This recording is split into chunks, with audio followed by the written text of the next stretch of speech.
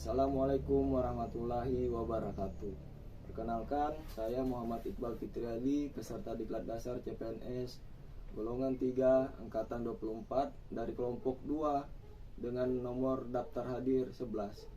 Pada kesempatan kali ini saya akan menjelaskan terkait mind map wawasan kebangsaan dan nilai-nilai bela negara.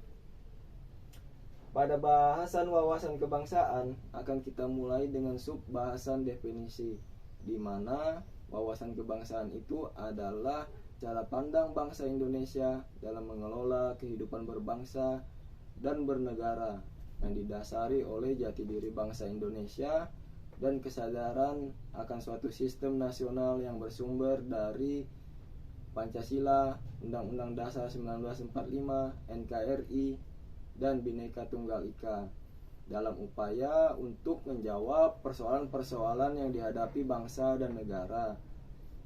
Di mana tujuan akhirnya adalah kehidupan masyarakat yang aman, adil, makmur, dan sejahtera. Kemudian pada bahasan wawasan kebangsaan dengan sub bahasan sejarah bangsa Indonesia, fakta-fakta sejarah menjelaskan bahwa proses kemerdekaan bangsa Indonesia itu melalui proses yang panjang dengan didasari oleh kesepakatan, keberagaman, sampai akhirnya pada tanggal 17 Agustus 1945 kemerdekaan itu berhasil kita raih. Ada 6 titik penting dalam sejarah bangsa Indonesia meraih kemerdekaannya. Yang pertama, berdirinya Budi Utomo pada tanggal 20 Mei 1908. Budi Utomo ini didirikan oleh perkumpulan mahasiswa di sekolah kedokteran di Jawa. Kemudian mereka melakukan rapat kecil yang diinisiasi atau dipelopori oleh Dr. Sutomo. Tanpa mereka sadari, rapat kecil tersebut menjadi titik awal pergerakan nasional untuk mencapai kemerdekaan. Oleh sebab itu, setiap tanggal 20 Mei diperingati sebagai Hari Kebangkitan Nasional. Yang kedua, Perhimpunan Indonesia. Pada tahun 1908, tepatnya 25 Oktober, mahasiswa Indonesia yang ada di Belanda mendirikan perkumpulan yang bernama Indisches Vereniging. Seiring berjalannya waktu, pada tahun 1925, Indisches Vereniging ini berganti nama menjadi Perhimpunan Indonesia. Di bawah kepemimpinan Sukirman Wiryosanjoyo, Perhimpunan Indonesia menyadari bahwa untuk mencapai suatu kemerdekaan bangsa Indonesia ini tidak hanya kekuatan nasional yang diperlukan, tetapi perlu adanya kesetiakawanan internasional. Perlu adanya faktor internasional dalam mencapai kemerdekaan tersebut. Yang ketiga, terlaksananya Kongres Pemuda 1 pada tanggal 30 April 1926.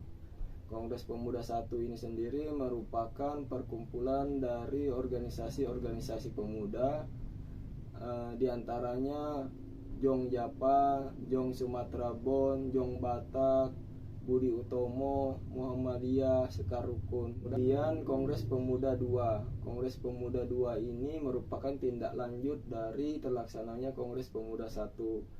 Kongres Pemuda 2 ini terlaksana pada tanggal 27 sampai 28 Oktober 1928. Ketika rapat pada saat itu, Muhammad Yamin, perwakilan dari Jong Sumatera Bon, mengusulkan 3 klausal yang menjadi dasar Sumpah Pemuda. Oleh sebab itu, setiap tanggal 28 Oktober diperingati sebagai Hari Sumpah Pemuda. Kemudian yang kelima, terbentuknya BPUPKI. BPUPKI ini adalah Badan Penyelidik Usaha-usaha Persiapan Kemerdekaan Indonesia. Dibentuk pada tanggal 1 Maret 1945 oleh pemerintahan pendudukan tentara Jepang di bawah pimpinan Letnan Jenderal Harada.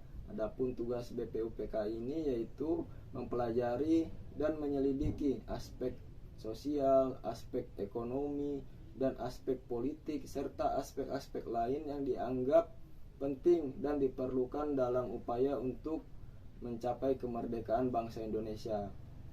Kemudian di titik yang keenam yaitu terbentuknya PPKI. PPKI ini adalah Panitia Persiapan Kemerdekaan Indonesia dan merupakan titik lanjut dari pembubaran BPUPKI pada tanggal 7 Agustus 1945.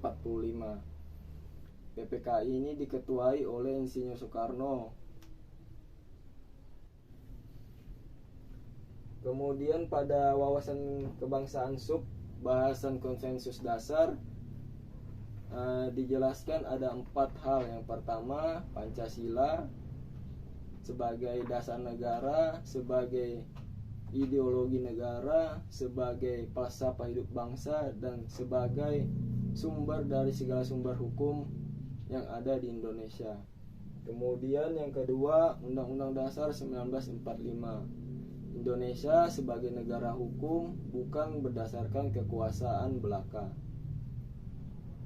Yang ketiga, Bhinneka Tunggal Ika.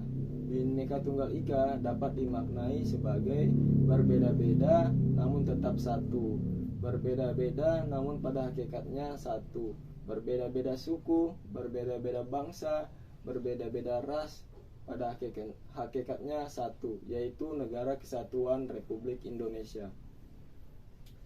Yang keempat, NKRI, Negara Kesatuan Republik Indonesia. NKRI tidak dapat dilepaskan dari peristiwa proklamasi 17 Agustus 1945, karena pada saat itu bangsa Indonesia memperkenalkan dan menyampaikan kepada dunia bahwa ada negara baru yang bernama Negara Kesatuan Republik Indonesia. Kemudian pada bahasan wawasan kebangsaan sub bahasan identitas bangsa. Identitas bangsa Indonesia ada 4, yaitu bendera, bahasa, lambang negara, dan lagu kebangsaan. Bendera bangsa Indonesia atau bendera Negara Kesatuan Republik Indonesia adalah sang merah putih, di mana terdiri dari 2 bagian, yang bagian atas berwarna merah dan bagian bawah berwarna putih, dengan lebar bendera 2/3 dari panjangnya. Kemudian bahasa Negara Kesatuan Republik Indonesia adalah bahasa Indonesia sekaligus sebagai bahasa resmi yang digunakan di wilayah Negara Kesatuan Republik Indonesia. Yang ketiga, lambang negara. Lambang negara Negara Kesatuan Republik Indonesia adalah Garuda Pancasila dengan semboyan Bhinneka Tunggal Ika. Kemudian lagu kebangsaan. Lagu kebangsaan Negara Kesatuan Republik Indonesia adalah Indonesia Raya yang sudah digubah oleh W.R. Supratman. Nah, itu tadi ada penjelasan singkat dari saya terkait bahasan wawasan kebangsaan. Kemudian kita akan membahas nilai-nilai bela negara dengan sub bahasan. Kita mulai dengan definisi. Apa itu bela negara?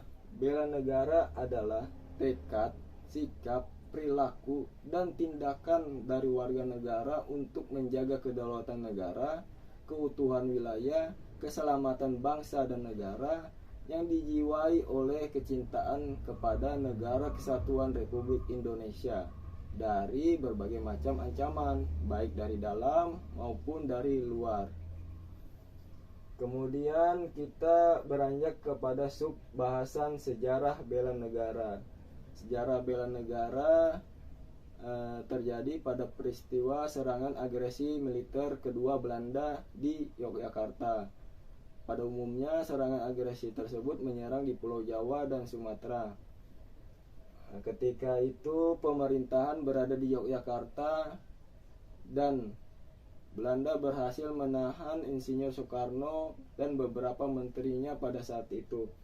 Tetapi berkat kepandaian Insinyur Soekarno,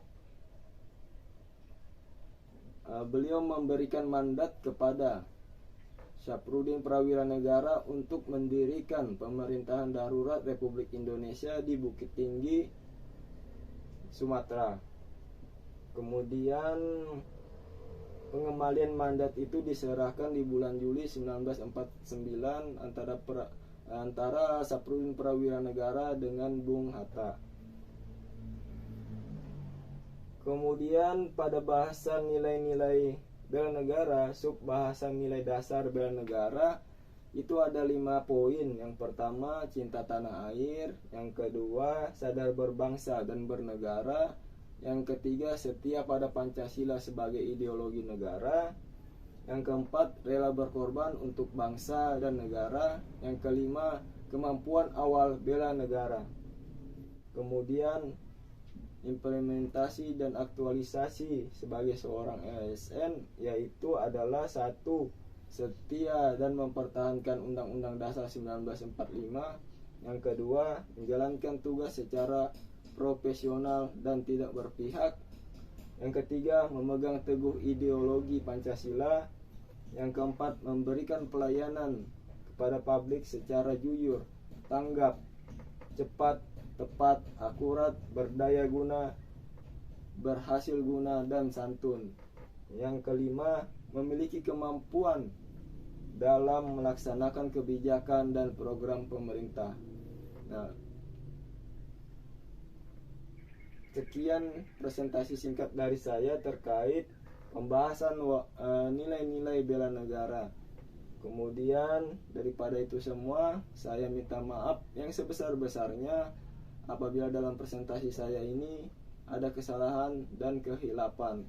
Billahi taufiq wal hidayah. Wassalamualaikum warahmatullahi wabarakatuh.